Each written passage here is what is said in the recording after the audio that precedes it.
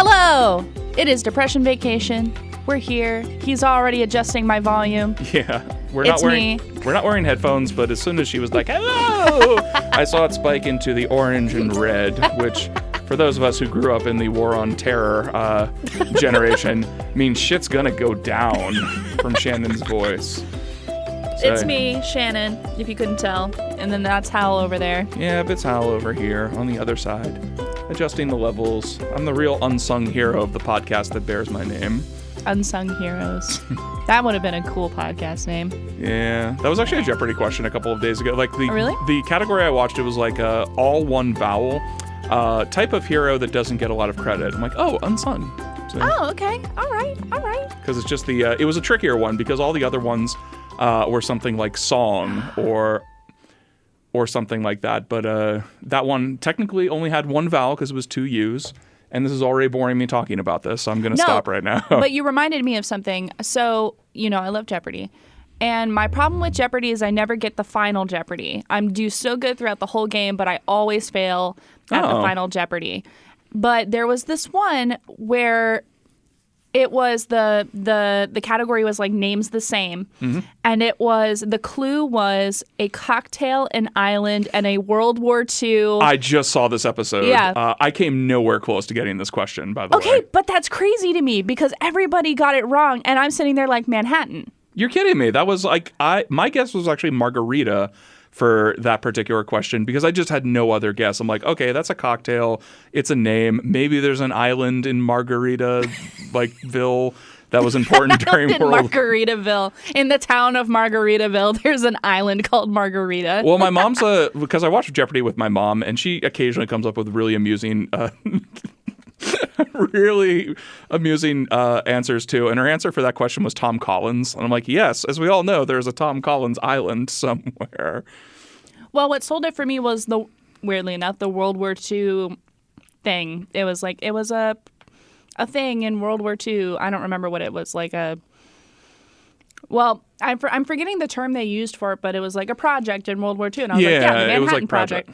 It felt very obvious to me, and I was really mad because I was the Final Jeopardy and no one got it on the show. And I was like, I could be a Jeopardy-inaire. You know what's funny? Sometimes they're like, because we also record like the repeat Jeopardies what we watch when we run out of regular ones. And there are some times that I'll like see a question that I got correctly when we watched it the first time that I just can't figure out the second time, and vice versa. And completely like just sometimes it's just the day you're having, the recall that you can have. I tend to do pretty well in Final Jeopardy though, because Final Jeopardy gives you like, 30 seconds to try to figure out the response. In fact, my mom and I even have a policy where if one of us figures it out first, we give the other one as much time as possible to try to figure it out. Before shouting it out. And we'll even give hints. Like I'll be like, do you want a hint? Like, sure. Like I remember one of them a couple of weeks ago. It was like this filmmaker after his 1989 Academy Award nomination debut finally won an Academy Award in 2019. And I knew that was Spike Lee instantly, but my mom is not as familiar with the works of Spike Lee. So I tried to give her clues. I'm like, he directed a prominent documentary on Hurricane Katrina. I don't know. He hated driving Miss Daisy. I don't know. Do the right thing. I don't know. Well, the thing about what you just said, where in Final Jeopardy they get longer to answer the question, this is a problem I have had for my entire life, where people are like, take more time on the questions. Like when I was in high school and everything like that, I would be the first done with the test and I would turn it in and the teacher would start grading it, and that would always give me a little anxiety. And I hate it when they do then that. They would like wave me up and say, are you sure you don't want to take more time on this? And here's the thing, guys. If I don't know the answer now, I'm never going to know it. Yeah. Like, I don't have that kind of recall. I could stare at the page for an hour, but unless I walk away from it and come back, it's never going to come to me. See, tests on questions are a lot different than Jeopardy, and I'm glad we landed on Jeopardy because we didn't, for everybody listening, Shannon and I didn't really know what we were going to talk about this episode. We've done Christmas 2 weeks in a row, and I know it's the day after Christmas and all that jazz. You're probably like, getting over your rum hangover from eggnog the day before. But Jeopardy is something I absolutely love and could really talk like 3 hours on Jeopardy. But what was I saying? The difference between like tests Like tests and bar trivia, they phrase the questions in ways that you can only get it if you know the answer. But Jeopardy's questions are so cleverly worded that there's like 3 different ways in each question that you can connect the dots to figure out at least an educated guess as to what's going on. Well, that is helpful because they do have hints in the question sometimes, and that often helps me. But something about Final Jeopardy, the structure of it, it just doesn't click. Yeah, because, well, for rushing to answers, for most of Jeopardy, that would actually do you a solid because from what I've read from former contestants, they say the buzzer and the quick recall is really the unsung game of Jeopardy. Like, I think it might have been Ken Jennings wrote an article for Cracked a couple of years ago where he said very specifically, any Final Jeopardy question or any Jeopardy question in general, there's an excellent chance that all 3 contestants know the answer to the question. It's just who buzzes in first and like gets it in. In fact, Alex Jacobs said that he had practiced by taking a toilet paper dispenser and playing Jeopardy around with it because he said the weight and the trigger of a toilet paper dispenser is actually very similar to the buzzer for Jeopardy. Well, that's good to know. Yeah, he was at one point my favorite Jeopardy player because he was like the big risk taker before James Holzhauer came out and absolutely obliterated people during his run.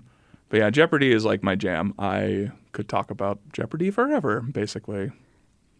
I like Jeopardy a lot. I don't know if I could talk about it forever. Oh man, I could tell you like an entire hour-long podcast. Oh man, I could talk. I could. In fact, when I first met Karen Kunick, I love Karen. Yeah, one of my best, I almost said improv. One of my best stand-up friends.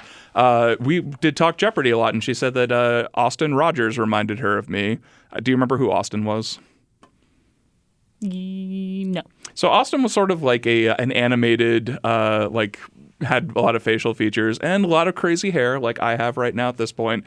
And he was a bartender in New York was his deal. It sounds familiar. You know what? I might have seen it. If you look him up, you'll probably recognize him. In fact, have you watched Celebrity Jeopardy at all?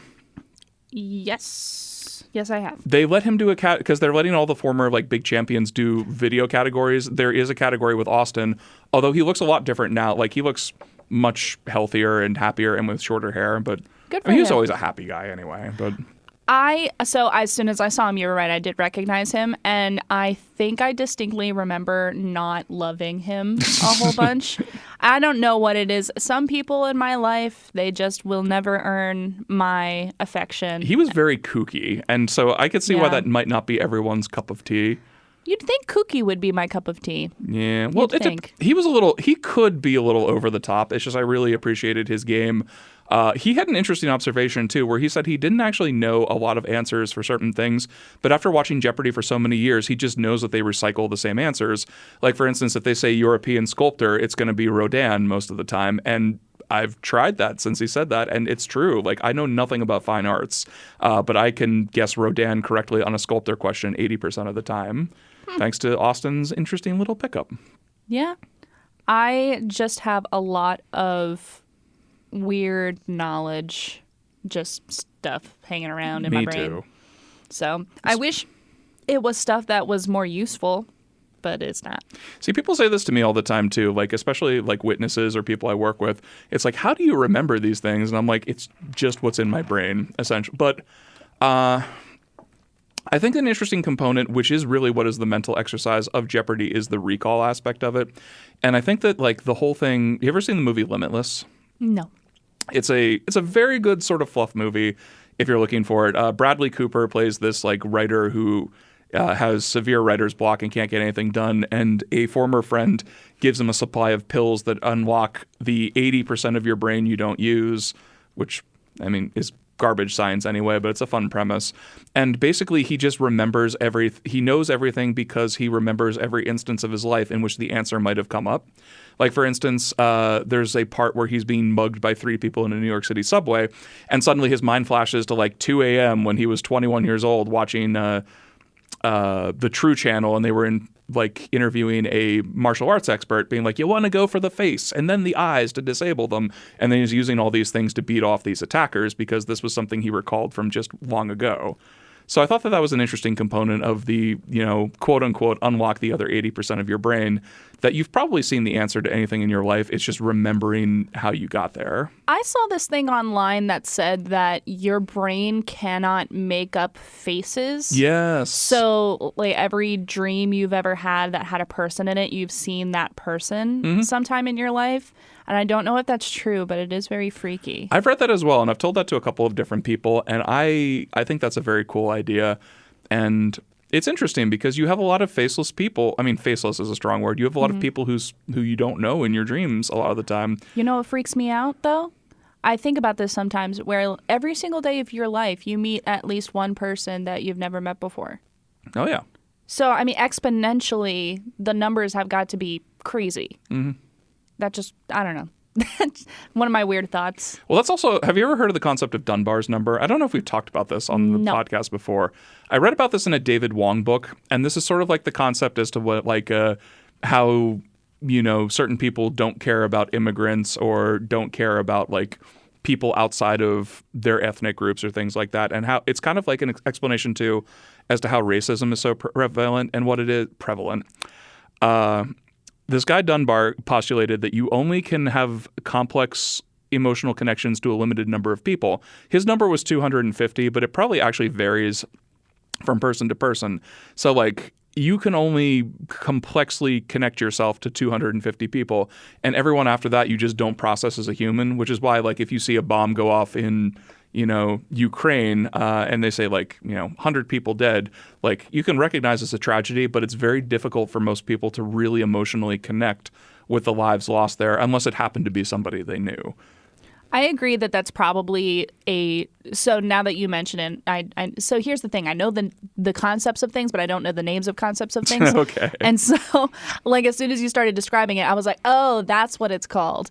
But I recognize that too, where it's probably not something that's uniform across all people, because I know people that will cry at that news. Mm-hmm. But this is almost like one time I went to Easter at a ex-boyfriend's family's house. Was he an ex when you went to Easter there? No. Okay. No, we were still together, but we went and we were there with the family, and the dog was sick. And we were like, oh no, the dog is sick, and we didn't really think much about it. And then the dog died on Easter in the garage, and everyone was crying, and everyone was upset, and I couldn't cry. I tried so hard because I didn't want to be that weirdo where a dog died and I couldn't cry. So I'm sitting there trying to cry and trying to be empathetic, but I literally, it was so weird, I couldn't muster it up. Yeah, that's sad. But on the flip side, last summer, when I pulled up to my house and there was a dead cat in the road, waterworks. Aww. I mean, I don't know. Just kind of like we were talking about with the Final Jeopardy questions, sometimes it's just where you're at in that particular day or that particular place, and just what connections your brains are able to make. So yeah, it's really weird. Like you were saying, every day you meet somebody new that you've never met before, your brain never works the exact same way 2 days in a row, or 2 days period, with every single thought you've had or something like that. My brain barely makes it through a day. My brain doesn't make it through a podcast. That's the fun game we play every time we record the podcast. Will I make it till the end? I don't know.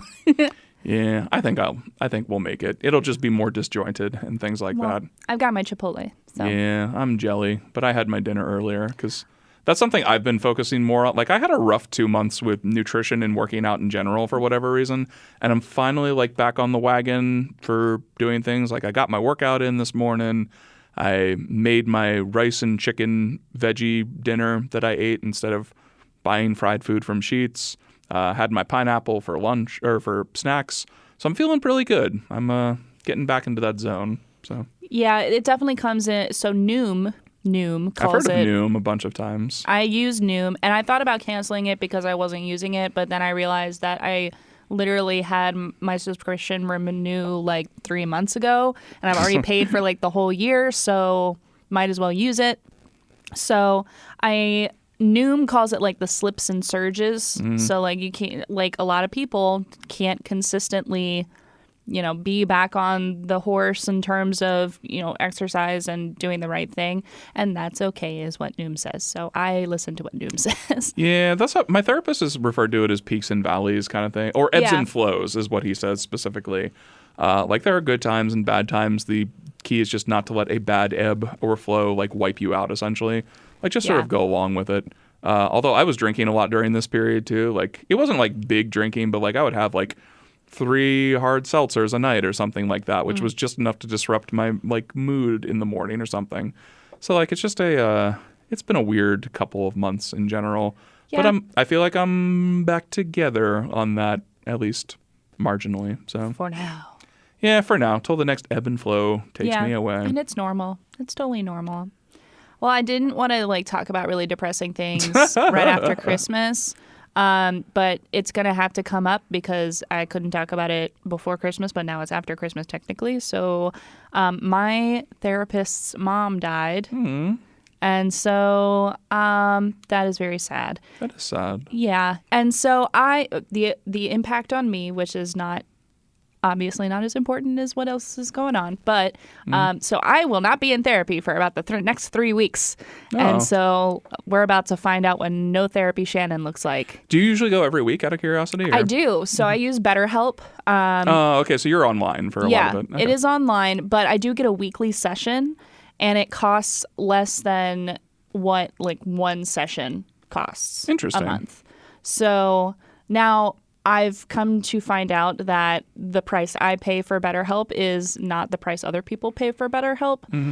And I think that's probably because I started using it about 2 years ago. So, and this was also pre-pandemic when I started. Oh, yeah. That was probably an explosion in use for BetterHelp. Right. So I feel like probably the price for BetterHelp rose in response to demand, which is what happens. But I definitely think it's still more affordable than paying for paying $300 for one therapy session. So. Yeah, it's absurd like how much. So luckily, one of the cool things about working for the state is they're really good with all their health benefits, including mental health benefits. They have a specific program for it called SEEP. So I only pay $20 a session for my particular therapist. That's good. Yeah, but it's heavily because like I had a friend who a couple of years ago, the therapist I have right now, by the way, I really love. Like he's somebody who helped me through, I think I've mentioned before, like the worst parts of my time. Then I stopped seeing therapists for a while, then went to see a different one, and then like kind of made my way back to him, and it's a much better fit. But a friend of mine was like a really close friend was looking for a therapist at the time because he said he was feeling a lot of anxiety, and I recommended this guy to him, and he went to him for a couple of sessions and he really liked him, but his insurance did not cooperate with this particular therapist. So eventually he just couldn't afford it anymore. And that's like such a sad thing to like connect with a good therapist. And it's like, sorry, you're out of network. See ya. Yeah. So one of my fears that I have with this situation going on, I've been seeing this particular therapist for almost 2 years, and we have been through a lot together as patient and therapist, and I am suddenly now aware of the fact that I have a shitty mom, and I mostly talk about my shitty mom, and my therapist's mom has just passed. And so I do have concerns about being able to talk about those things with her because I'm going to be constantly worried about, her emotional how she's feeling and if what I'm saying hurts her and things like that. And so I'm not saying that that's a good or a bad thing or what the outcome of that is going to be just yet, especially because it's so recent and I don't even know when I'm going to be back in therapy. It's so like my frame of reference on this particular thing, having been in a long-term relationship with a pretty good therapist, as in like I was in a romantic relationship with somebody who is a therapist. These issues like will always seep into the therapist's life like in one way, shape, or form. And usually they have pretty good support systems for the most part, like a significant other, a family, or things like that they can sort of vent to about like certain things going on. I mean, they never go into specifics, but it's kind of like, I had this one thing that made me think of this other thing today, and that was the kind of conversation that we would have. Although this particular girl would, like, once she had kids, she actually used to do like child therapy, and she couldn't do it anymore after she had children. I'm like, yeah, I totally get that. Like, it becomes real in a completely different way hearing about these problems at this point, and that can be incredibly triggering for like anybody. So, and that's kind of like the cool thing too about like therapists, I feel like have a better handle on this, is that they're able to like manage their own triggers a lot better and figure out what they should be doing and should not be doing. So I think your therapist, if she knows the relationship, or she or he, I don't know who it is. But It's a she. It's but a she. I have a story about that too. Yeah, I feel like if she like has she knows your stuff at this point. Yeah. And so she won't, considering her mother just died, she won't resume sessions with you, I don't think, until she's in the right headspace to talk about that sort of thing. Yeah. No, I think that's absolutely true. And I would I would hope for nothing less. Yeah. And I think we have a very good rapport with each other where when we do resume sessions, I think this is a subject that I can bring up with her and say, hey, I want to make sure that you are still comfortable working with me because I do have so much trauma revolving mothers and maternal figures. So I want to make sure that, we can continue. And if it's too much, then I need, I would like to know so that I can make decisions from there. Because I really don't want to start over with another therapist. But yeah. So that's what I'm going through right now, which I feel like an asshole for saying because it's like, oh, this is my problem. It's not my problem. But I mean, it's you show a lot of empathy still for like the fact that your therapist is going through this. And by the way, I think that she will appreciate so much that you bring that up with her because it's nice to like have other people consider their feelings. But like the whole point of why you see a therapist is your problem. So like this is like you're doing the right thing on your part to consider all other feelings, but it is for your own mental health as well. Right. In fact, have you ever watched Ted Lasso at all?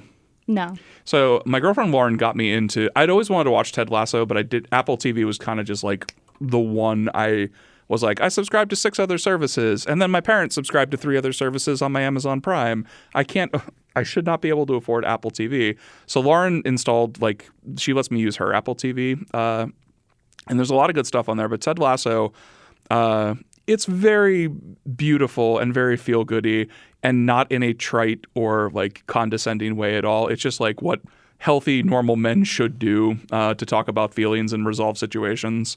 And they're all very real. But in the second season, they hire a therapist for the entire team, basically. They hire her just for one team member, but then like she ends up being a big asset to everybody. And literally the entire team, the coaches and everything, utilize her services.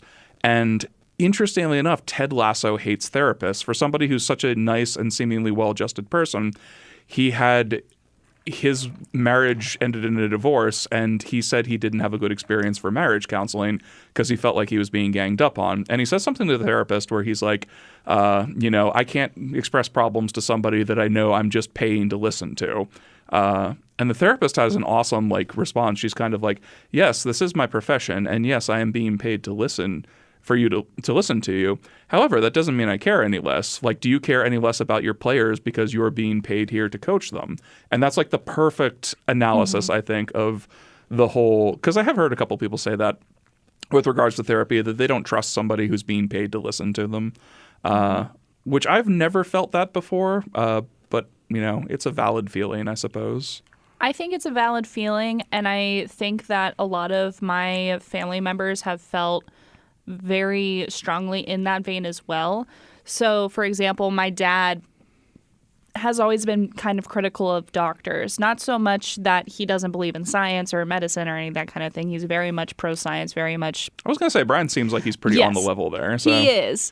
But he was always very adamant about, like, when we were kids, and I understand it now that I'm older, where he was like, they are human. They go to school for what they do, and everyone makes mistakes, or they might not be fully knowledgeable. So you have to recognize that sometimes they might not have your best interests at heart. Oh, yeah. And so I feel like that gave him some pause when it was time for him to go to therapy, because he kind of had that feeling of, I want to put my mental health in the right hands. So how do I find that person who is capable and who has the knowledge to do that kind of thing that I can trust? Well, sorry, I didn't. No, go ahead. So another interesting component I learned by dating a therapist is they are not allowed ethically to offer you advice. And which I did not notice, like in all the experiences I'd had positively with my therapist before. They basically just sort of like lead you to your own conclusion, and will ask you to talk about, like, they're trained to just sort of see if you're getting emotional or you're getting like excited about talking about something, like, hey, let's look a little bit more of that. And then sometimes you'll accidentally say something very profound that they'll be like, I don't know if you said this, but you said, I can't accomplish tasks at all because I get too nervous and things like that. And I thought that was a really interesting component. And the big difference between life coaches because life coaches are kind of like this is a bad analysis, but like the chiropractors of the... No, it's perfect. That is a perfect analogy. Yeah. Well, the funny thing too, like I've known a lot of doctors and they all don't like chiropractors. I know some people swear by them and have like had a lot of help with them, which is good. But like, particularly, there was a woman I used to work with here at WITF years ago who her boyfriend was a doctor. And during pledge drives, we heard a lot of rants about how much he hated chiropractors. And I'd heard similar things from other people in like medical fields. So, and then life coaches will just give you advice, which is a horrible thing to like. In fact, you've probably never seen Peep Show, right? No. So Peep Show is my favorite British comedy. It's about like the whole thing is that like you hear the thought processes of these two like poorly adjusted Gen X British guys who have no clue how to like fit in with anybody. And you hear their thought processes for all their horrible decisions. And in one season, one of them becomes a life coach. And he proceeds to give advice to literally all of his clients that is the worst advice in the world, and then ends up in a threeism relationship between one of his clients and her boyfriend at one point because he keeps giving them terrible advice. And it's like, it's a good illustration as to why life coaching is problematic. Definitely. I think that... Let me back up. That was not the right start to my sentence. I don't know why it came out, but that wasn't anywhere close to what I was going to say. This conversation all probably ADHD evolved quite a bit along the way, too. Again. All right. God damn it. You say that like it's not the appeal of the podcast in I think general. It might be the appeal of the podcast. Yeah. But I also hate myself, so that's... No! That's such a sad thing to hear. Well, not all the time. Like, just, nobody likes themselves all the time, I feel. Yeah, so. Like today when I was at the gym and I was looking in the mirror, I was like, ooh, no. Oh, fuck that, no. Perish the thought loss. Yeah. So... I had mentioned, so my therapist is a woman, and that is very important. I don't want to say important. That's not the word I'm looking for. It's intentional, I want to say. So when I was first going back to therapy, I was used to male therapists. I was used to having a therapist that was a man, and that's where I was comfortable. So that was when I got back into therapy, that's where I started. And that was when I was at Penn State. Well, I was about to graduate Penn State, had to find a different therapist. So that's when I turned to BetterHelp. And I was talking to my previous therapist, and I was saying, I'm looking into getting a new therapist and that kind of thing. And he was like, I have a suggestion. And I was like, okay.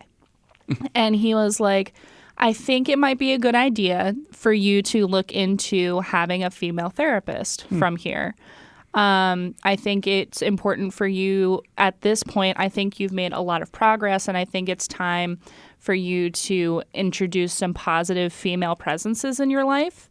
And so, I would strongly encourage you to look into a female therapist, and that's what I did. That is a really interesting and very profound reason for that suggestion in general, especially knowing everything I know about your mom and problems you've had with female figures growing up. Well, and a lot of that has to do with I'm always in a subconscious way looking for a mom because it's the connection that I've never had. And so I'm always in my interactions with women, something that I'm working through is I am always trying to I always people please to women all the time. And I end up kind of not being myself. I try to be the version of me that I think that they want. I don't know if we ever talked about this. Do you have more friends that are men than women then? Actually, so that used to be the case. Like back before I got back into therapy, I used to have more male friends. But thankfully, I have been able to make some really great connections with some really great women, and I've come a long way in creating really great connections with my female friends. That's awesome. Yeah, and I'm really happy about that because it wasn't always the case. Usually, a few years back, women and we used to butt heads all the time. We never got along. One of my best friends now, and when we first met, like we hated each other, just absolutely hated each other. And like now we're best friends. I love it when that happens, by the way, because that like one of my absolute best friends in the world, we had a similar story. Like we met in a freshman year, like first year program at Hofstra. And I was a really stuffy, angry conservative, essentially. And he like would write things in class that I would like unfairly pick apart and just like be as much of a dick as possible to him. And I didn't think he really liked me either. But then like later on in the semester, we were both film students. So he's like, hey, Hal, I'm going to make a movie. You want to help me make a movie? And I'm like, sure. I don't have a lot of friends. Why don't we do this? And then we became like best friends. So that was a very... You could make the argument that was the most profound positive experience of my life because it definitely changed my thinking, outlook, and basically my behavior on so many different things. Just that one like act of kindness, like this guy's a dick to me, but I'm going to invite him to make a movie with me. So that's awesome. Yeah. Really so I love it. that. I love hearing enemies become friends. Yeah. It's also why I talked to my therapist about this like in our first iteration like 4 years ago, specifically because there was a coworker, former coworker who worked at WITF, who, you know, unfortunately is now a former coworker at the lottery as well, who's just like an absolute dick. Like he was a horrible shit to me in general, incredibly condescending, mean, bullyish, and also not really like that smart. Like obviously a lot of these are to mask insecurities. And I was like a lot of my friends who worked with this person at WITF were kind of like, yeah, that guy is a real shit. And then like I was telling my therapist, I'm like, I don't want to necessarily throw the baby out with the bathwater here because I remember this experience I had with Steve in college where he became my best friend even though we were like, I didn't like him whatsoever. And then this guy was a total fucking piece of shit on so many levels. And then like I got burned so badly. In fact, I have a friend who still makes fun of me for like trying to like keep that door open. And she's like, hey, yeah, remember when you said that he was going to be okay? And I'm like, yep, I was wrong. Complete piece of shit. Hal, sometimes first impressions are correct. Yeah, I know. And it's so funny that this is like, these are the two sides to this coin in general. Is like sometimes your first impressions are wrong for various reasons, but then sometimes the guy is just a shit regardless. This happened to me at work. At my last bank job, there was somebody who worked for the company who I hadn't met before. She worked for another branch, and everyone hated her. Mm-hmm. Everyone. And one time she was coming over to help us out at our branch, and somebody said, you know, like, you're going to hate her. She's the worst, blah, blah, blah, blah. And I was like, fuck you. I'm going to be this person's friend, and I'm going to...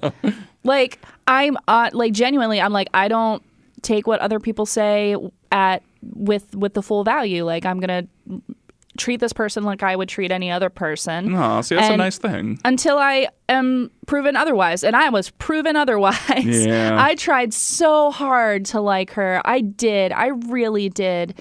And I just tried so damn hard, and she just rubbed me the wrong way, and I was like, sometimes fuck. First impressions are correct, Shan. I know. Well, it wasn't even first impressions. It was just that everybody was saying, like, she's the worst, and I'm like, I don't believe you. Like, everyone, you can get along with anyone. That was what I said to somebody who said that to me, and I was like, you can get along with anyone if you try. And I was wrong.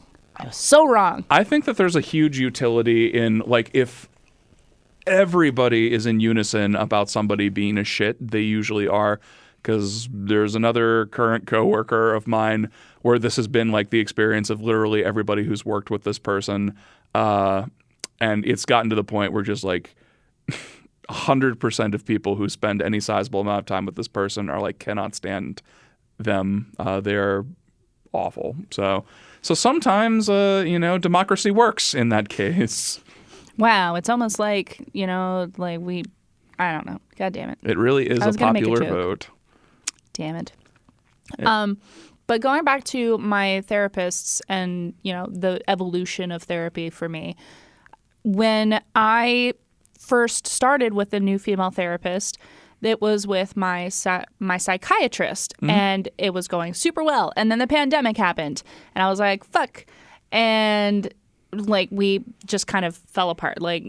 She wasn't my therapist anymore. She was, my therapist for, a month, and then kerplot. You know what happens sometimes. Yeah, well, it was just the pandemic. She was like, I can't do, we're not doing in person, and I can't do remote. I have my kids and everything like that. And I'm like, okay. So then that's when I went to BetterHelp. Well, the first therapist I had with BetterHelp was this older lady, and I was like, okay, cool, grandma vibes. This will be fine. And so I wasn't quite ready to talk about my mom yet. It's with a big her. thing. And so, I talked about her, but I was like, just kind of trying to start it off. But I really wanted to talk about what was going on now. I told her up front everything about my mom because I definitely think that is important. But I was mostly just focused on hey, I'm trying to get through a pandemic and such. Help me. And she just kept bringing up my mom, in completely unrelated conversations. And she was obsessed with getting me to reconnect with my mom. It was so out of bounds. And she, every single conversation, it was she wanted to be the therapist that fixed my relationship with my mom. That definitely falls into the giving advice category that we were talking about, encouraging you to rekindle a connection with somebody who did harm on you is very much advice giving in my book. Yeah, so I dumped her, but I did, even worse, I ghosted her because on BetterHelp you can just switch therapists without any kind of warning. And so I did that because I didn't want to talk to her anymore. Yeah, that's hard. I'm sorry to hear that happened. Well, and it was really hard because the first two female therapists that I had post, in this endeavor of trying to find a female therapist to introduce a positive female into my life, the first one I kind of got abandoned because of the pandemic, and then the second one kind of betrayed me. So I was okay, third time's the charm. And it was. My current therapist is very good. And like I said, I've made leaps and bounds in terms of my relationships with women, and especially I'm really proud of the relationships I've built with my closest friends, and then with Ryan's mom. I'm really proud of how far I've gotten because it was bad. It was not good. Glad you made it far. Thank too. You. Me too. What you said about female, so I found my current therapist. One of my better friends is a therapist herself. I won't say who she is, but she's a regular listener of the podcast. So shout out to you. You know who you are.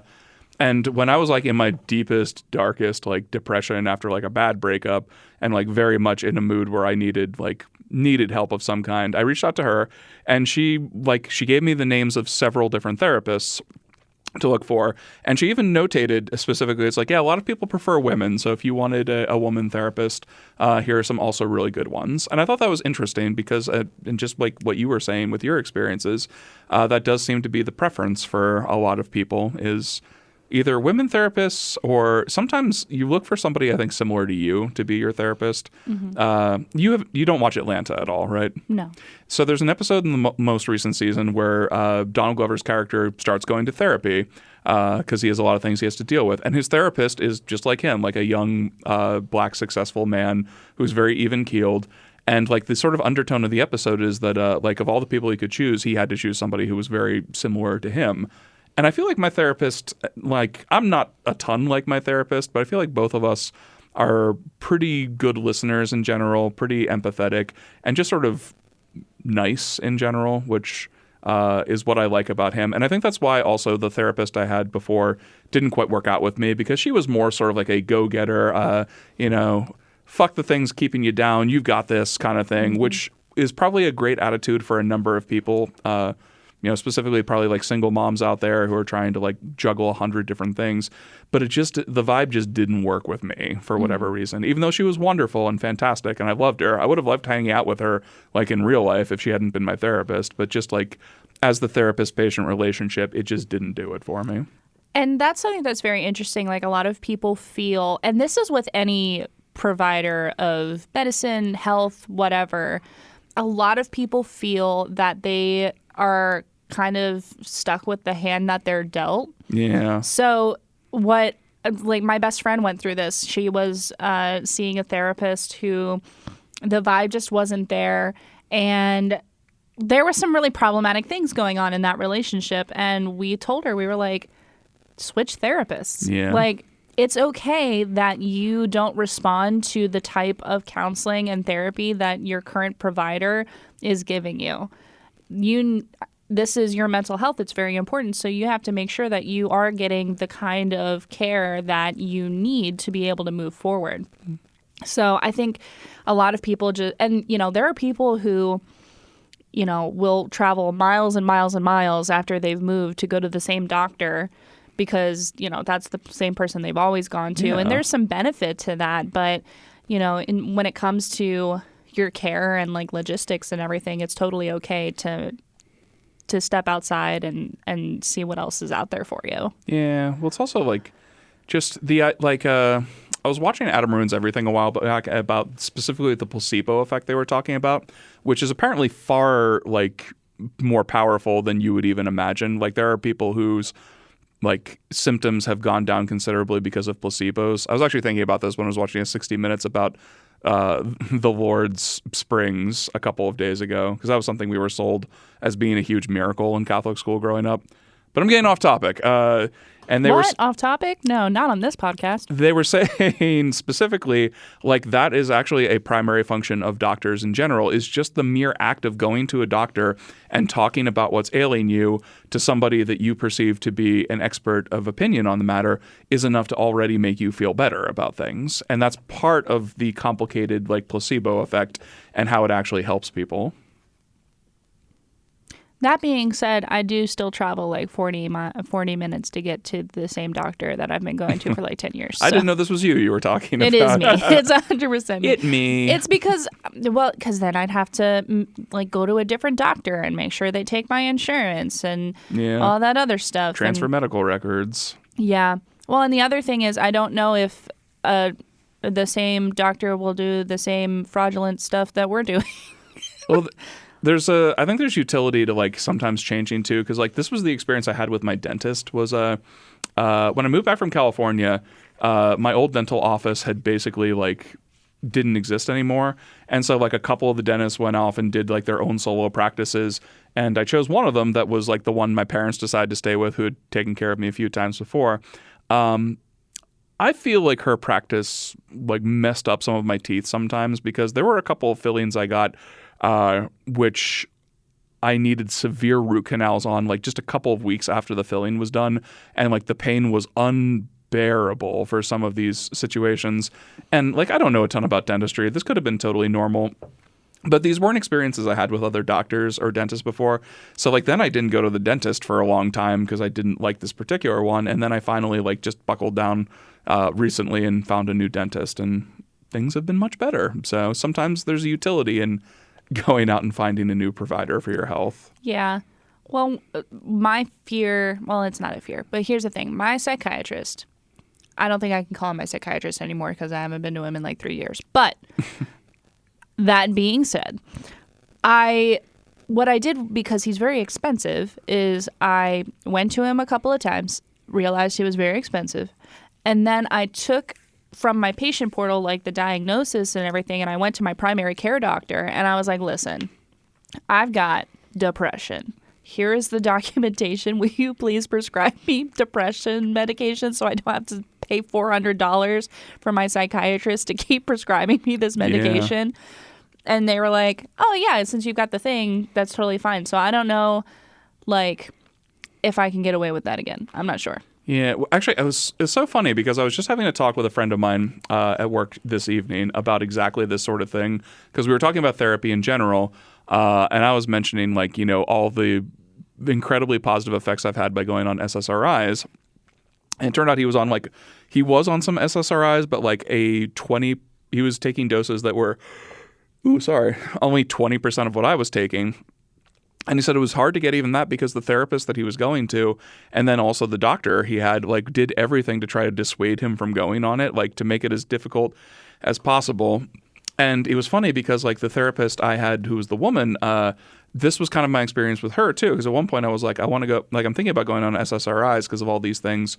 And before that too, I thought that maybe I had ADHD. And she gave me an assessment, and then we never talked about it again. So I assumed that like the results meant that I didn't have ADHD, which I think ended up being the case anyway. But and what I like about this particular therapist, the one I'm with again, I started seeing him about a month before I went on the SSRIs, and I talked it over with him pretty thoroughly.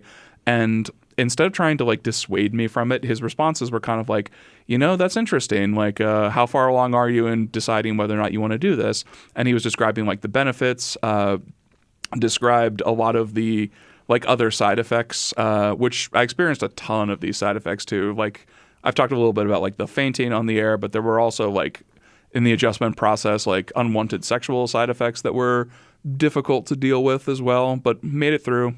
Everything was good there. And I was talking to somebody actually at an open mic a couple of months ago where I was talking about like, how much Zoloft has helped me so much. You might want to look into it. And his response was like, yeah, no thanks. I don't want a limp dick. I'm just going to deal with my problems the old-fashioned way. And I know that like comedians always joke about these sort of things, but there's always a lot of truth to some of the jokes.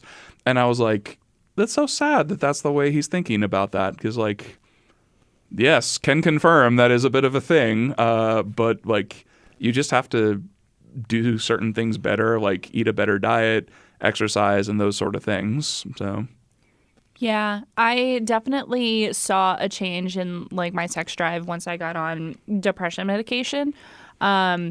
I mean, it's completely normal, and you just kind of have to it's like either you want to kill yourself or you want to have sex. Pick one, Well, my therapist was saying that like this is because this was the center of a session that we had one time, because I was talking a lot about this because it was at one point possibly complicating my relationship, I felt, which was not a good feeling whatsoever. But also like I was about a month into these meds, and I like was totally open with her about like what was going on. Mm-hmm. And she was totally like in favor of me, like, yeah, I'm supporting you. You do your thing. And my therapist said that is actually like a major reason that people go off depression medication. And he said that like he'd heard certain people be like, if I can't fuck, what's the whole point behind this anyway? And I was like, the upside that I've had, like if I can just concentrate on things like I can and like be happier and not like drink myself to death, for instance, or binge eat, I'll cut down on the sex drive. Just keep giving me the Zoloft. Like it's so much better. Something to consider is that when I started taking the medication, it got to a point in the relationship that I was in where when I started the medication specifically, but probably a little bit before then, I had no sex drive whatsoever. Mm-hmm. I didn't want to have sex ever. And it was really hard on my ex-boyfriend who I was dating at the time. Mm-hmm. And he ended up eventually taking matters into his own hands. And he would do things like touch me in my sleep and things, which is not okay. Oh my God, that is not at all what I thought you meant by that. No. No. Oh God. Yeah. So it got really bad at one point, and he was like, "You never want to have sex anymore," and I was like, "Listen, I think I'm just." I'm working 70-hour weeks on top of going to school, and I'm on this new medication. Mm-hmm. Like, it's got to be a combination of those three things. And this went on for a while, and then push came to shove, things came to a head, and I broke up with him. Yeah. Oh, and then God. I was having sex like the next weekend, and I realized that a lot of it was I didn't want to have sex with him. And so, I mean, sometimes you just need a change of scenery. I don't know. Sometimes you just get the ick. They called it on girls. Like, yeah. Yeah, but that's an interesting thing, too, is I feel like, and I've talked with a lot of my friends about this pretty openly, is like sex is incredibly mood dependent for me in general. Like Same. And Yeah. I think that like the stereotype, like for women, that's more accepted because like that's just kind of how it's presented in popular culture. But men are always presented as having like uncontrollable sex drives, like the whole boys will be boys, blue balls kind of thing, all derived from this idea that men just have an uncontrollable sex drive all the time. And honestly, it's very mood dependent. Like there are times where like I really want to have sex and really have a high libido, and other times like because of the weather, because of like work or things like that, I'm kind of like, yeah, this is just not my jam right now. So I've had some partners be supportive of that. One in particular, I got kicked out of her house one time at 12:30 in the morning because I didn't want to have sex with her. So Wow. yeah, that was well, since you were sharing about like being fondled in your sleep, like that Hey, this is a safe space. This is Depression Vacation. I always thought that was beautiful. funny too, because like as I was driving home at 12:30 in the morning in the cold because I wouldn't have sex with my girlfriend, I was like, if the roles were reversed here, this would be like a crime essentially. And maybe it was a crime, I don't know, but I don't know if it was necessarily a crime, but it was definitely a dick move. yeah, for huge sure. huge dick move, like somewhat literally, I don't know. But yeah, that's it's very much, I don't know. Like I think it's better to talk about sexual things too in general. And this is like a huge, like being raised in Catholic school, this is a huge taboo because like nobody there is allowed to talk about sex or anything in general. And I think that that's part of the reason that like rape culture in general is so like prevalent is like, oh man, I don't want to misarticulate this in a way, shape, or form. Like, I feel like a lot of it comes from the fact that you're not allowed to talk about sex. So you're not like consent was never a conversation we had in Catholic sex education at all. And I remember like when I was out of college, I met up with an old friend of mine from high school for a drink one night because we met up randomly someplace and just ran into each other. And she had told me that she was actually raped on prom night by the person that she went to prom with. Who was like a very sexually repressed kind of boy, came from like one of the super like religious households in the bunch, and was just determined that he was going to have sex on prom night regardless of, how she felt about it, which she didn't want to. And I was like, that really like opened my eyes to these sort of things. Like, it's just like, you need to talk about it more, I think, and understand more about the concept of consent. Because again, we weren't taught that at all. Yeah, it's really one of those things where it's uncomfortable. You know, we can call a spade a spade. It's uncomfortable to talk about, especially when it comes to rape and assault that kind of thing, And on one hand, it's a really good thing that it's uncomfortable to talk about because that means it's a negative, bad thing that we don't like. On the other hand, it is something that I feel in some ways does get brushed under the rug because even though there is this national movement, right, to talk about this kind of thing, it just doesn't hit home for enough of people. And I think if you ask the women in your life, people listening, and I know how, like I'm talking to you about it right now. I'm a woman in your life. And, this is good that we're having this dialogue as two friends. And I think everybody should have this dialogue. Maybe more of a future episode for sure. Not in the last 10 minutes. Oh, fuck. We always do this in the last 10 minutes. It's an arbitrary count. We can talk longer if necessary. So okay. Well, I mean, but what I'm saying is that, it is more common than I think people think it is. And you can hear statistics all day long. You can look it up on Google, watch the news, do whatever you need to do. But I think the best way to really understand it is to have a dialogue and to talk to the women in your life. Because let me tell you, that guy touching me in my sleep was not the worst thing that's ever happened to me. Oh my God, that's hard. Like, oh my It's one of the, it doesn't surprise me, sadly, but it's still horrifying to hear. Right, but you should hear the stories, and you, meaning everyone, should hear the stories of the women in your life and really understand how important it is. And, for all the women out there who have a story, go to therapy. Yeah. Please go to therapy.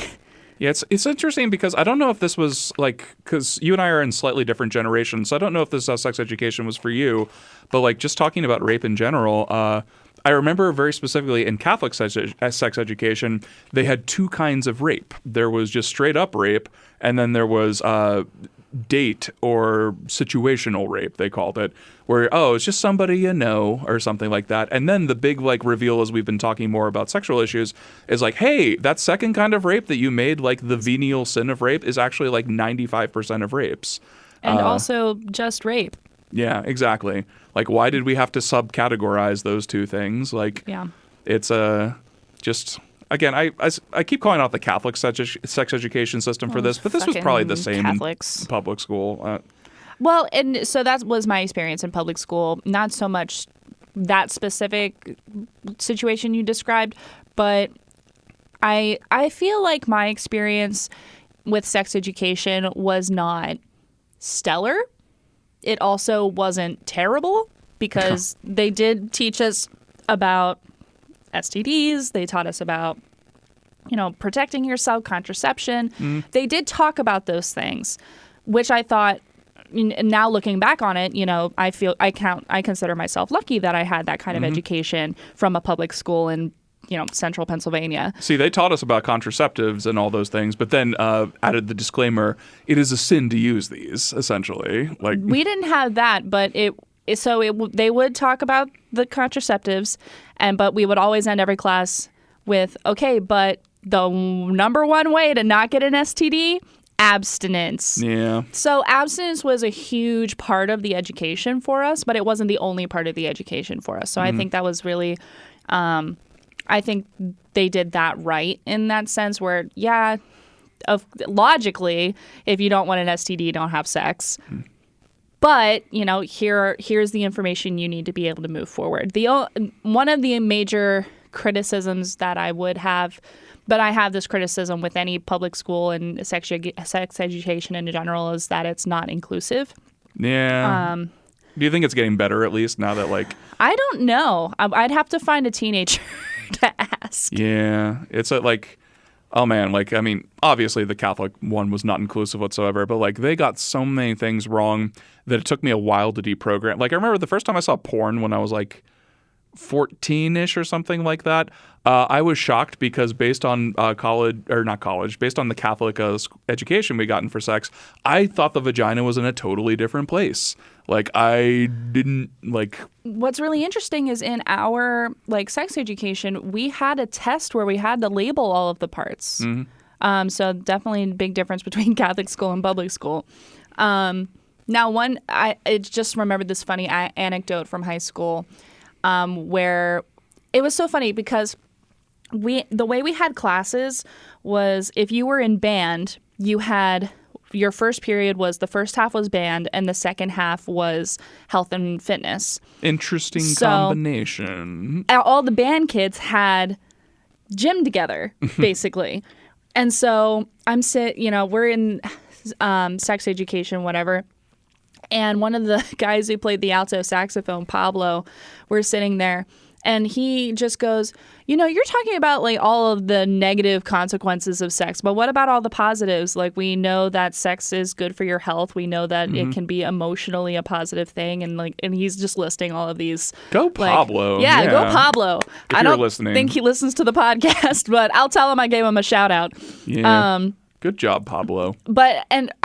Now, can we say that Pablo did it to, be, sex positive, or was he just a teenage boy who was like, yeah, but sex is good? Could it be both? I don't know. I don't know. Are they mutually exclusive? Pablo, we need answers. What was your intention? Yeah. But I just remember the teacher looking at him like, do you want me to lose my job? I think sex positivity is a really important, because that was the opposite. The getting into more personal things, the very first time I masturbated at all, I climbed into the shower and cried for an hour afterwards because I thought I was going to go to hell. I thought this was a horrible sin because all of these things had converged on it. And then, felt as guilty as you could for being a 14-year-old boy doing what's pretty much a normal thing. That's the interesting thing about my upbringing, in this yes, there was a boys will be boys kind of attitude with certain things, but it was pretty equal opportunity sex shaming from like every single angle. Yeah. Women definitely got the worst of the brunt, but like they did a good job to sort of demonize the idea of sex to pretty much everybody. I feel so sad for little boy Hal. And I ended up okay for the most part. I mean, you can judge that. I love that the approach is like boys will be boys, but they're going to fucking hell. Yep. Yeah. Boys will be boys in hell. Dun dun dun dun dun. That's great. But there's so many other again, this should be an entire episode, but like another misconception that they taught us in Catholic school was like conception only happens at the moment that you come and no other particular time. Which I've had to tell that to my parents that was incorrect a few times, and they don't believe me. Well, but I thought the Catholics were like, because, when you come. Well, this was the argument we had about pro-choice versus which are never fruitful arguments with my parents, because we were just operating on a completely different set of facts.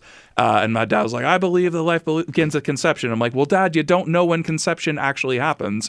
And he didn't understand why Plan B is not an abortifacient for that reason.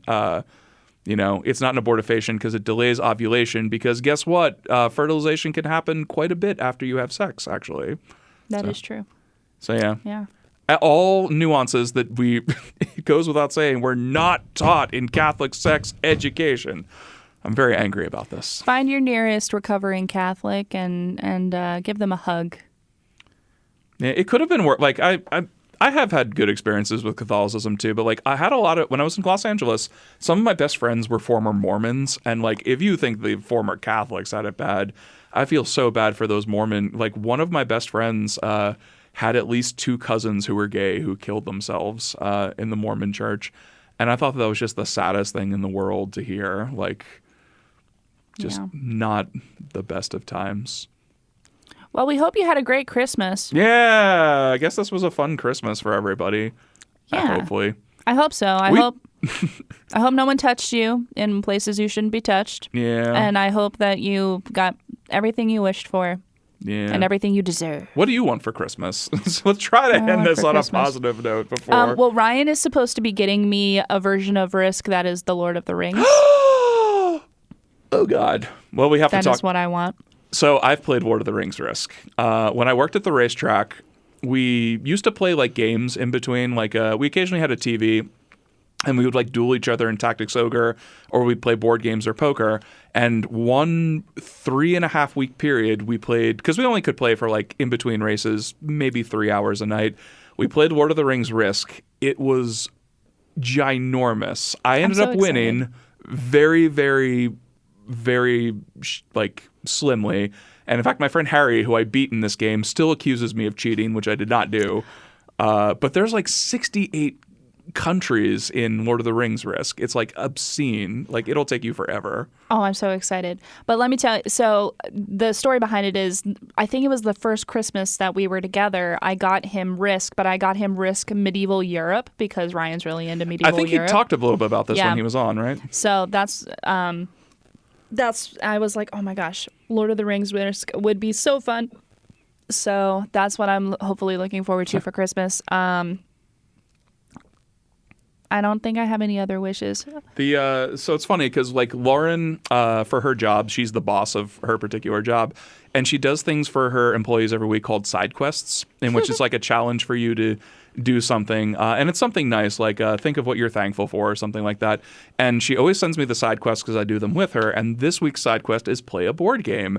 And I'm like, hey, can we do this together? And she's like, absolutely. So that's our side quest for the week. I love that. What do you want for Christmas, Hal? I just really want to have fun with my family. Like, again, I'm at the point where there's nothing I particularly need. If I could name one thing, an armchair would be nice, but they're also prohibitively expensive. Yeah. So like, I don't know, maybe a new video game, even though I don't play the ones I have. But yeah, just faith was the wrong thing. Fellowship, family, and feasting. I thought you were going to say faith, trust, and pixie dust. I've never heard that phrase, but I'm going to use it from now on. What? That's from Peter Pan. I didn't know that. Aw. Have you never seen Peter Pan? I have, and I don't remember that. All the time. They're like faith, trust, and pixie dust. That's what makes you fly. Aw, that's cute. Yeah. Well, we ended it on a good note. Yeah, well, we had 2 weeks of like happy Christmas flair in some way, so we really wanted to depress you by talking about sexual dysfunction and therapy and all these fun things. But yeah, hopefully everybody had an awesome Christmas. We'll be back next week to talk about different things. It'll be the new year. Yeah, we're going to have some more guests next year. We haven't decided who they are yet, but we'll figure that out. There's a lot of interesting people in the Harrisburg area who, if you have a story to share, feel free to ask us at some point. The worst we can say is no, you're boring and you can't be on the podcast. So. And if you do hear Hal say that, it's a case of the invasion of the body snatchers and he's been replaced. Because Hal has never been mean to anyone in his life. That's as a quick aside too, the person I was referring to in my office who I absolutely hate. I actually went into a bit of a rant about this person tonight because somebody mentioned him. I'm like, oh, this person is a total shit. Why is he a shit? And I went on this whole thing, and there was a silence afterwards, and somebody was like, well, tell us how you really feel.